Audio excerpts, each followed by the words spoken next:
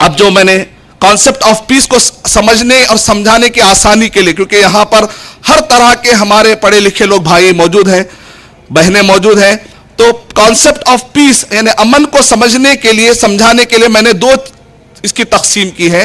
ایک ہوتا ہے ذاتی امن، دوسرا ہوتا ہے سوسائٹی والا امن. ذاتی امن کو یہ کہا جاتا ہے جس کو من شانتی، انر پیس، ایک انسان کا ذاتی امن ہے، اور دوسرا ہے ایکسٹرنل پیس، معاشرے کا امن، سوسائٹی کا امن. دو طرح کے پیس ہوتے ہیں.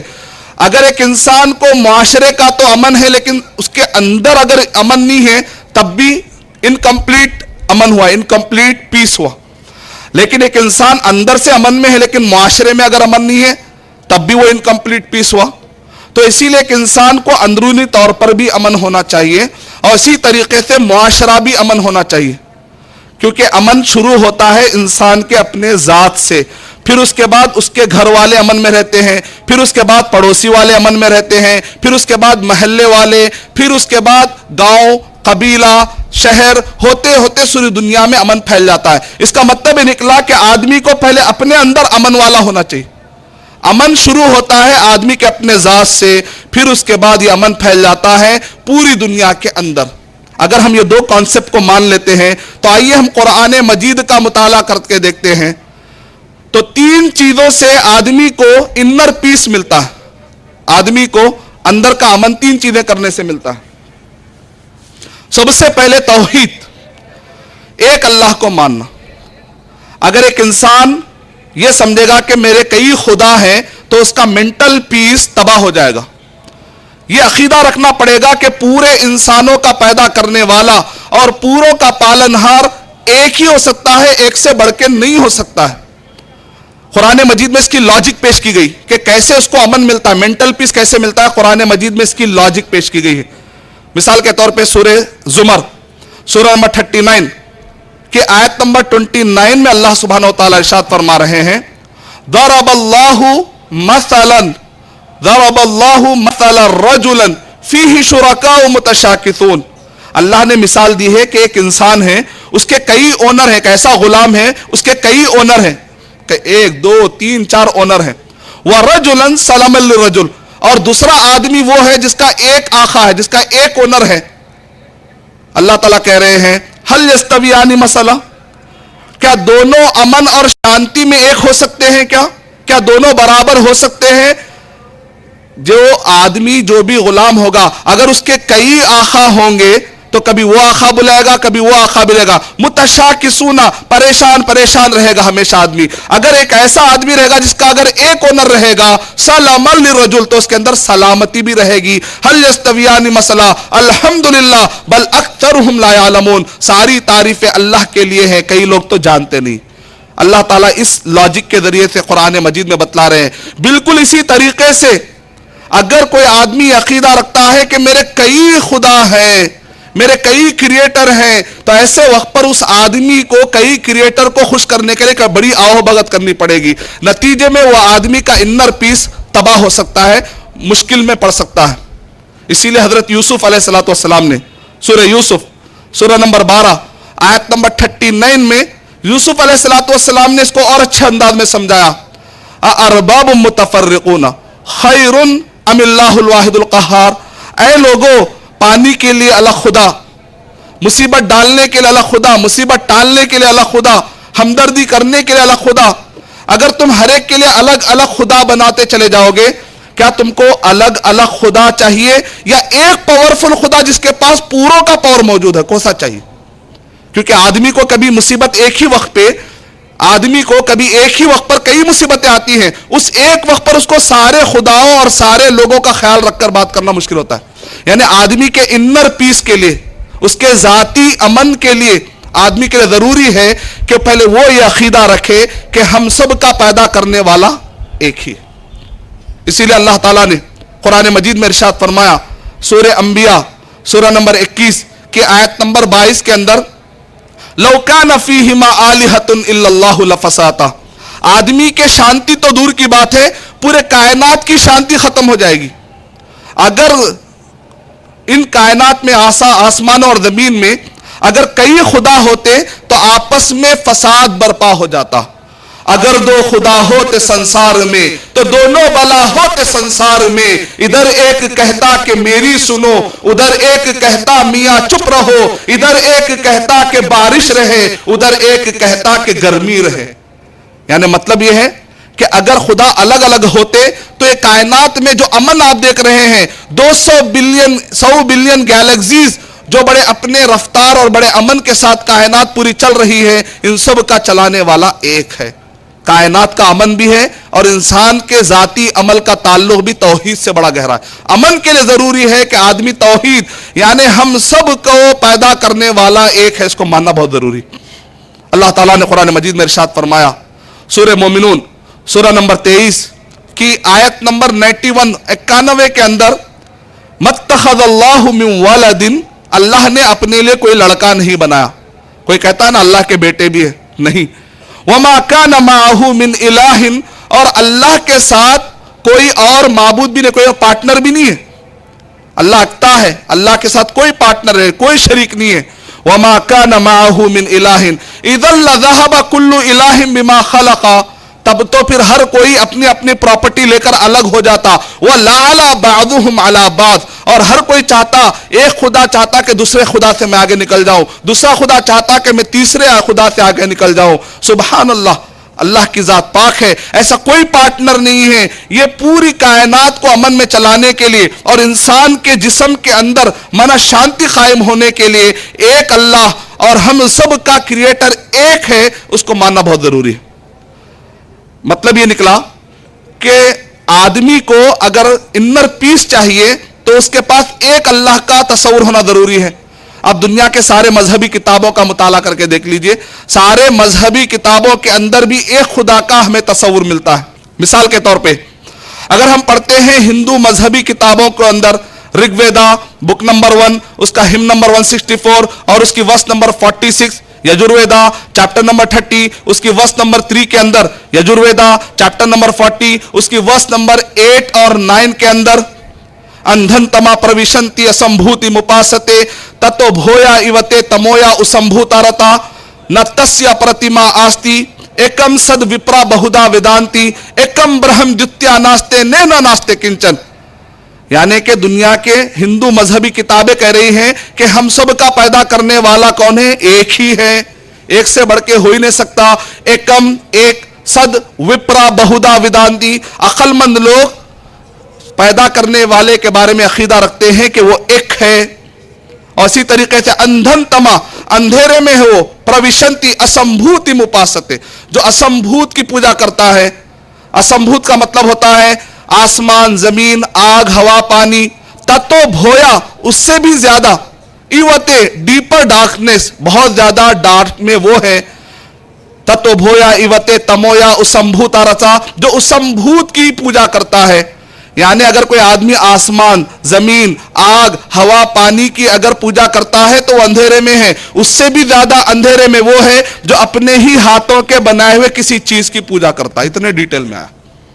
یعنی مطلب یہ ہے کہ لوگوں نے اپنی طرف سے کسی کو بھی معبود یا خالق یا کریٹر بنا لیا ہے تو دنیا کے سارے مذہبی کتابیں اس کو قبول نہیں کرتی, اس کو ایکسپٹ نہیں کرتی, بلکہ کہا کہ سب کا پالنے والا, سب کا پیدا کرنے والا ایک ہی ہے. بالکل اسی طریقے سے اگر ہم پڑھتے ہیں گرو گرنتھ صاحب, گرو گرنتھ صاحب میں یہ بتایا گیا, اور اسی طریقے سے جو مول منتر ہے سکھوں کا, اس کا جو پہلا ہی مول منتر جاپو جی کا پہلا ہی اگر آپ مول منتر دیکھتے ہیں تو اس میں لکھا ہوا ایک اومکارا, کہ ہم سب کا پیدا کرنے والا وہ ایک ہی ہے.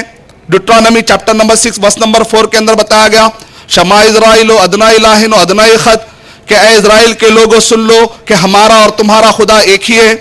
Gospel of Mark chapter number 12 verse number 29 کے اندر کہا گیا, شما اسرائیل و ادنا الہن و ادنا خط, کہ اے بن اسرائیل کے لوگوں سن لو ہمارا اور تمہارا خدا, سب کا خدا ایک ہی ہے.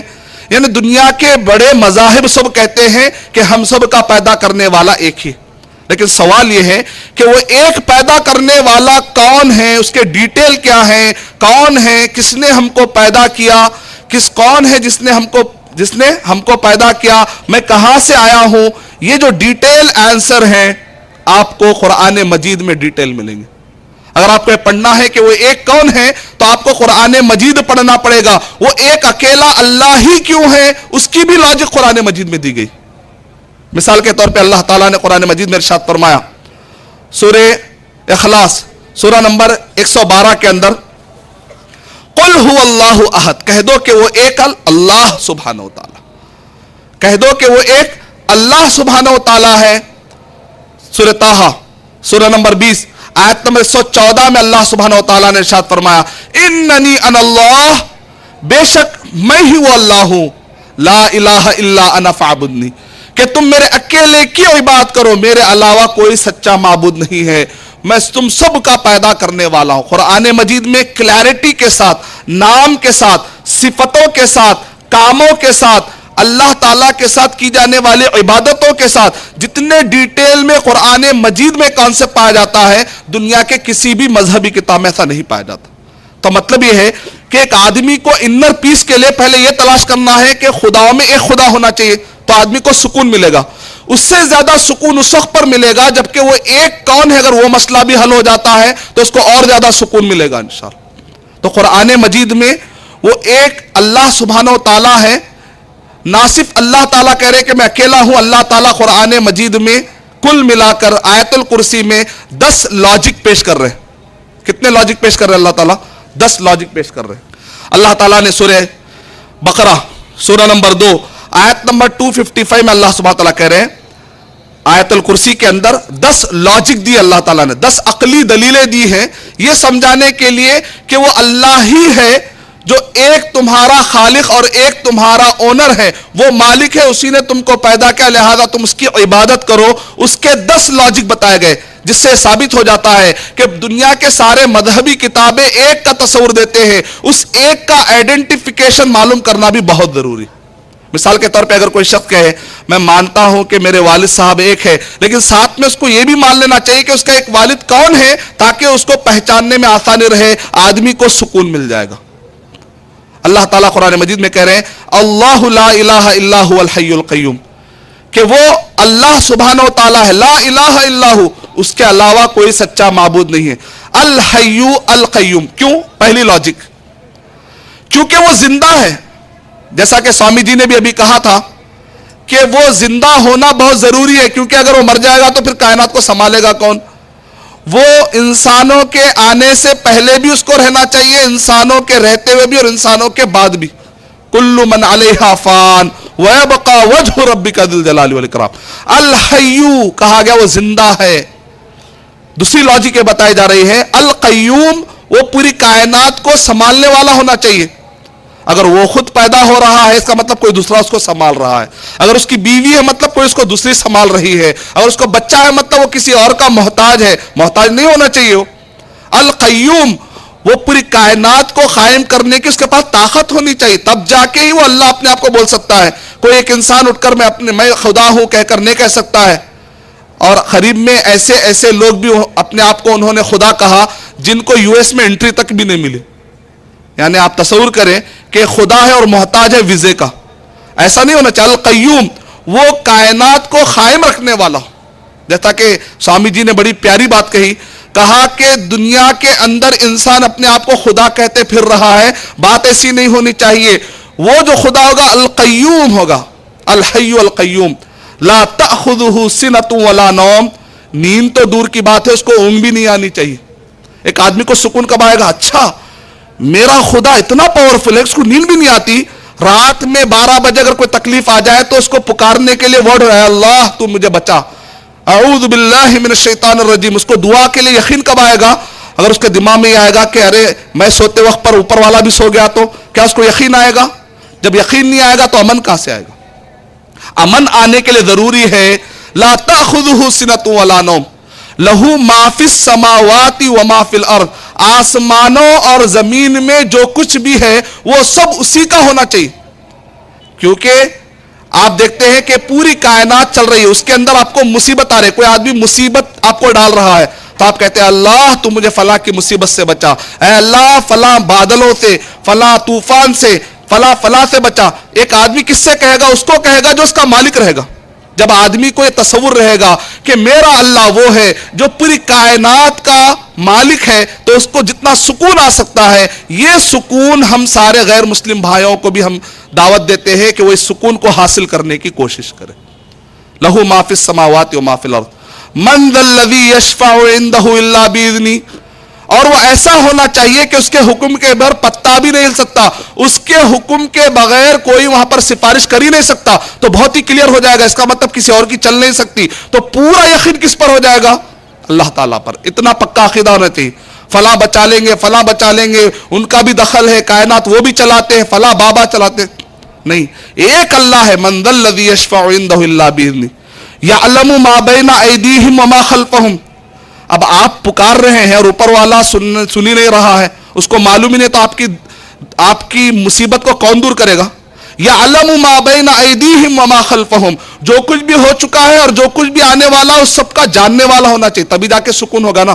میری حالت کیا ہے اس کو معلوم ہونے چاہیے, ورنہ پورا سنانے پڑے گا. جیسے آپ مثال طور پہ کسی سے بتاتے نا, ایسا ہوا ایسا ہوا ایسا ہوا, سامنے والا سمجھنے میں کبھی دیری لیا تو آپ پریشان رہے, کیا بھائی آپ میری بات سن رہے نہیں, ایسا ہوا نہیں, ایسا کیسا ہوا. ایک ایسا ہونا چاہیے کہ جو آپ کی گزری ہوئی چیزوں کو بھی جانتا ہو اور آپ کے آنے والی چیزوں کو بھی جانتا ہو. اگر ہم ایسے اللہ کو مانیں گے تو من شانتی آ جائے گی, انر پیس آئے گی. یعلم ما بین ایدیہم وما خلفہم ولا یحیطون بشیء من علمہ. وہ اللہ ایسا ہونا چاہیے کہ اس کا علم کو کوئی انسان گراب نہیں کر سکتا, اس کے کوئی علم کو لے نہیں سکتا, کیونکہ جو اللہ کی حکمت اور اللہ کا علم ہمارے بس میں آ گیا تو پھر ہم بڑے ہو گئے نا, ہم بڑے ہو ہی نہیں سکتے. اللہ اکبر.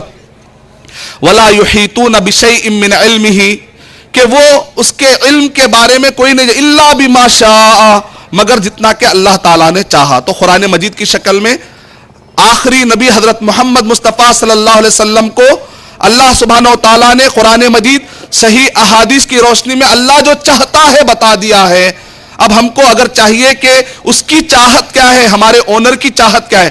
ہر آدمی کی کوشش ہوتی ہے کہ میں اپنے باس کو ذرا خوش رکھوں تاکہ مصیبت میں میرے کام آئے, یا اسی طریقے سے میں اس کا حق ادا کر سکوں, کیونکہ میں اس کا کھا رہا ہوں تو مجھے اس کا حق ادا کرنا ہی چاہیے. تو بالکل اسی طریقے سے کہ کہا گیا کہ اللہ بما شاء, اللہ نے جو چاہا قرآن مجید اور صحیح احادیث کی روشنی میں نبی صلی اللہ علیہ وسلم پر اللہ تعالیٰ نے اتار دیا.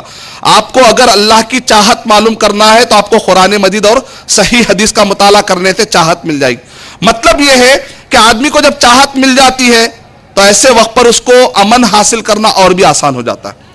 وسع کرسیہ السماوات والارض, اللہ کی جو کرسی ہے آسمان اور زمین کو گھیرے ہوئے. کئی لوگ بعض اوقات ہم کہتے ہیں اللہ ہر جگہ ہے, اللہ زمین میں ہر جگہ ہے.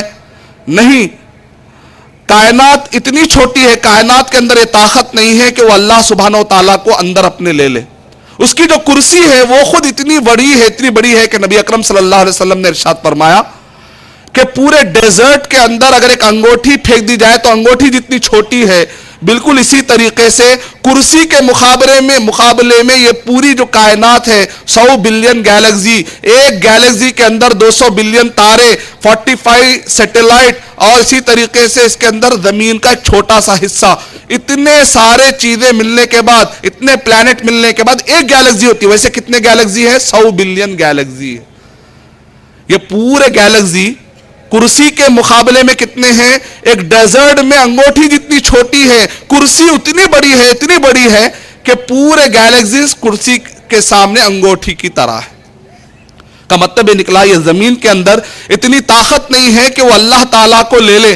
جیسا کہ سوامی جی نے بھی کہا دنیا میں اللہ کو کیوں ڈھونڈ رہے, اللہ ہر جگہ نہیں ہے. اللہ کی ذات الرحمن علی العرش استوى, رحمان کہاں ہے؟ عرش کے اوپر ہے. اللہ کی ذات عرش کے اوپر ہے, اس کا علم ہر جگہ پر ہے, اس کا علم ہر جگہ پر ہے. موسیٰ علیہ السلام نے اللہ تعالیٰ سے کہا کہ اے اللہ میں آپ کو دیکھنا چاہتا ہوں, تو اللہ تعالیٰ نے کہا لن ترانی, آپ مجھے ہرگز نہیں دیکھ سکتے. تو اللہ سبحانہ و تعالیٰ نے کہا کہ اے موسیٰ علیہ السلام آپ مجھے ہرگز نہیں دیکھ سکتے. موسیٰ علیہ السلام نے کہا نہیں میں آپ کو دیکھنا چاہتا ہوں. تو اللہ تعالیٰ نے کہا ایک تجلی ظاہر ہوگی, اگر یہ تجلی جا کر پہاڑ سے ٹکرائے گی اور اگر پہاڑ اپنی جگہ پر رہے گا تب تو تم مجھے دیکھ سکتے ہو, ورنہ نہیں. ایک تجلی ظاہر ہوئی, اللہ سبحانہ و تعالیٰ کی طرف سے آئی اور پہاڑ کو ٹکرائی اور پہاڑ ریزہ ریزہ ہو گیا. وَخَرَّ مُوسَىٰ صَعِقًا, موسیٰ علیہ السلام نے یہ حالت کو دیکھ کر وہ بے ہوش ہو کر گر گئے. موسیٰ علیہ السلام نے اللہ تعالیٰ سے کہا, اے اللہ میں آپ کو دیکھنا چاہتا ہوں. اللہ تعالیٰ کی طرف سے جو تجلی آئی, اس تجلی کو اٹھانے کی اور بیر کرنے کی طاقت پہاڑوں میں نہیں ہے. لوگ کہتے ہیں کہ اللہ کی ذات زمین پر آ گئی. کیسا اللاجیکل عقیدہ ہے. اتنا پاورفل اللہ, اندازہ لگائیے کہ تجلی وہاں سے آتی ہے تو پہاڑ ریزہ ریزہ ہو جاتا ہے, تو وہ اللہ سبحانہ و تعالیٰ کتنے پاورفل نہیں ہوں گے. اگر میں ہمالیہ پہاڑ کو دیکھتا ہوں تو اتنا بڑا پہاڑ, اگر اللہ کی مخلوق اتنی طاقتور ہے تو اس کا پیدا کرنے والا کتنا طاقتور نہیں ہوگا. اسی لیے آدمی کو سکون کب آئے گا؟ جب اس کو اپنے اللہ کے بارے میں ڈیٹیل میں تعارف رہے گا, اور وہ ڈیٹیل تعارف آپ کو ملے گا قرآن مجید میں, صحیح احادیث میں. یعنی مطلب یہ ہے کہ وہ ایک ہونا چاہیے, وہ ایک کا آئیڈینٹیفیکیشن بھی کلیئر ہونا چاہیے, اور وہ ایک کے نام اور اس کی صفتیں اور اس کے کام بھی بہت ہی کلیئر ہونا چاہیے. یہ پورا علم آپ کو قرآن اور صحیح حدیث میں ملے گا انشاءاللہ. اتنا نتیجے میں انر پیس آ جائے گا انشاءاللہ. اسی لیے یوسف علیہ السلام نے کیا کہا, کیا تم کو الگ الگ خدا چاہیے یا ایک پاورفل خدا جس کے اندر پوروں کی شکتی پائی جاتی ہے؟ القہار ہے وہ. تو اللہ سبحانہ و تعالیٰ کا اگر صحیح تعارف ہو جائے تو انر پیس آ جائے گا, اندر کا شانتی آ جائے گی. اب وہ ایک اللہ کے بارے میں ہر کوئی آدمی کوشش کرے گا کہ بھئی کون ہوگا, تو ہر کوئی آدمی اپنے اپنے بارے میں کچھ بھی کہہ لے سکتا ہے. وہ ایسا ہوگا, وہ ایسا ہوگا, وہ ایسا ہوگا. نتیجے میں پھر ڈفرینسز آئیں گے, پھر شانتی اجڑ جائے گی. اللہ ہی اگر اپنی طرف سے کسی کو سلیکٹ کر دے اور اس کے بعد اللہ سبحانہ و تعالیٰ ان سے کہے, اے رسول آپ جا کر لوگوں کو بتا دو کہ میں کیا چاہتا ہوں, میری شریعت کیا ہے, میں کن چیزوں کو پسند کرتا ہوں اور کن چیزوں کو پسند نہیں کرتا ہوں, تو ہمارے لیے کام اور بھی آسان ہو گیا, ہمارے لیے اور پیس کا انتظام ہو گیا ہے, ہمارے لیے امن کا اور انتظام ہو گیا. اللہ تعالیٰ نے کئی رسولوں کو بھیجا, آخری نبی حضرت محمد مصطفیٰ صلی اللہ علیہ وسلم کو قرآن مجید اور صحیح احادیث کی تعلیمات دے کر اللہ تعالیٰ نے بھیجا. یعنی نبی اکرم صلی اللہ علیہ وسلم کو کی جو تعلیمات ہے, اگر ہم اس کو پڑھ لیں گے تو اللہ کا تعارف بھی مل جائے گا, ہم سب کے پیدا کرنے والے کا انٹروڈکشن بھی مل جائے گا, معلومات بھی مل جائیں گی, اور ساتھ میں اللہ تعالیٰ کیا چیز چاہتے ہیں اور کیا چیز نہیں چاہتے ہیں وہ بھی مل جائے گی. اس کی وجہ یہ ہے کہ پیدا کرنے والا زیادہ بہتر جانتا ہے کہ جس کو میں پیدا کیا ہوں اس کے لیے فائدہ مند چیز کیا ہے, نقصان دہ چیز کیا ہے. ایک گاڑی بنانے والا بہتر جانتا ہے کہ اس گاڑی کے لیے پیٹرول کی زیادہ ضرورت ہے یا پانی کی زیادہ ضرورت ہے. وہ کہے گا کہ نہیں اس میں پیٹرول ڈالنا ہے تو ہم کو پیٹرول ہی ڈالنا پڑے گا. اس پوری زمین کے اندر یا کائنات کے اندر جہاں انسان رہتے اور بستے ہیں, یہ زمین انسان کے لیے امن کا گہوارہ بن جائے گی اس وقت پہ جبکہ زمین کا پیدا کرنے والا بتائے گا کہ تم کو زمین میں کیسے رہنا ہے, تو آدمی کو انر پیس اور آ جائے گا انشاءاللہ. کا مطلب یہ نکلا کہ اللہ کے ساتھ ساتھ محمد مصطفیٰ صلی اللہ علیہ وسلم کو بھی ماننا ہے. اب یہ جو اللہ کا ورڈ ہے, ہو سکتا کوئی ہمارے غیر مسلم بھائی کہیں گے آپ جو کہہ رہے ہیں کہ وہ اللہ ہی ہے, وہ ایک اللہ ہے, اس کو آپ نے لاجک سے تو ثابت کر دیا. محمد صلی اللہ علیہ وسلم وہ آخری رسول ہیں, اس کو آپ کیسے ثابت کریں گے؟ سب سے پہلے تو یہ ہے کہ اللہ سبحانہ و تعالیٰ کا جو ورڈ ہے, اگر آپ پڑھتے ہیں دنیا کی مذہبی کتابوں میں اللہ لما شبختنی, یعنی کہ کرسچنز کے جو بکس ہیں اس کے اندر بھی عیسیٰ علیہ السلام کہہ رہے ہیں او اللہ. اور اسی طریقے سے اگر آپ پڑھتے ہیں رگ ویدا بک نمبر 9 اس کی ہم نمبر 67 اور اس کی ورس نمبر 30 کے اندر الوہم کا ورڈ آیا ہے. اور اسی طریقے سے اگر آپ پڑھتے ہیں گرو گرنتھ صاحب تو 20 مرتبہ اللہ کا ورڈ ہمیں گرو گرنتھ صاحب میں ملتا ہے. تو اللہ کا نام اور اس کی لاجک میں نے آپ کو ڈیٹیل میں بتا دی. محمد صلی اللہ علیہ وسلم اللہ سبحانہ و تعالیٰ کے رسول ہیں, اور اللہ سبحانہ و تعالیٰ نے محمد صلی اللہ علیہ وسلم کو جو قرآن مجید دی, یہ قرآن مجید کوئی انسان نہیں بنا سکتا, یہ قرآن مجید کوئی انسان نہیں بنا سکتا. اور اس کا مطلب یہ نکلا کہ یہ قرآن مجید کا نازل کرنے والا کون ہے, ہم کو سرچ کرنا پڑے گا. نبی محمد صلی اللہ علیہ وسلم کے بارے میں نہ صرف قرآن مجید میں آیا, سورہ آراف سورہ نمبر 7 کے آیت نمبر 158 میں نبی اکرم صلی اللہ علیہ وسلم نے کیا کہا, یا ایھا الناس کہا, یا ایھا المسلمون نہیں کہا. اے مسلمانوں میں تمہارا رسول ہوں نہیں کہا، اے لوگوں میں تم سب کے لیے انی رسول اللہ الیکم جميعا، میں تم سب کے لیے رسول بنا کر بھیجا گیا ہوں۔ محمد صلی اللہ علیہ وسلم کی سیرت کو پڑھنے کا جتنا حق مسلمان کا ہے اتنا ہی حق غیر مسلم کا بھی ہے۔ یہ قرآن مجید کو پڑھنے کا جتنا حق مسلمان کا ہے اتنا ہی حق قرآن مجید کو پڑھ کر اس پر عمل کرنے کا غیر مسلم کو بھی ہے۔ ہم یہ نہیں کہہ سکتے ہمارے رسول ہے تمہارے رسول نہیں ہے، نہیں بول سکتے ہم کہیں گے محمد صلی اللہ علیہ وسلم سب کے رسول ہے۔ اور محمد صلی اللہ علیہ وسلم کا ورڈ دوسری مذہبی کتابوں میں بھی آیا ہے۔ مثال کے طور پہ اگر آپ پڑھتے ہیں اولڈ ٹیسٹمنٹ، یہودی جس کو اپنی بک مانتے ہیں، مقدس کتاب مانتے ہیں، تو اس کے اندر یہ بتایا گیا ڈیوٹرونومی چیپٹر نمبر 18 اس کی ورس نمبر 18 میں، song of Solomon chapter number 5 اس کی ورس نمبر 16 کے اندر ہکو ممتکم و کلو محمد ذی ہودے و زہر بینا جروسلم۔ اسرائیل کے ایک قاری جو یہودی قاری ہیں، ان کا جیسے شیخ سدیس کا ہمارے پاس قرات ہے، کعبے کی قرات ہے، تو ویسے ہی اولڈ ٹیسٹمنٹ کی بھی قرات ہے، یعنی وہ لوگ بھی پڑھتے ہیں لہن کے ساتھ۔ تو یہودیوں کی انٹرنیٹ پر جا کر میں نے ڈاؤن لوڈ کیا تو ایک یہودی ایک پڑھ رہا تھا، اس ورس کو کیسے پڑھ رہا تھا، ہکو ممتکم و کلو محمد ذی ہودے و زہر بینا جروسلم، ہکو ممتکم و کلو محمد ذی ہودے و زہر بینا جروسلم۔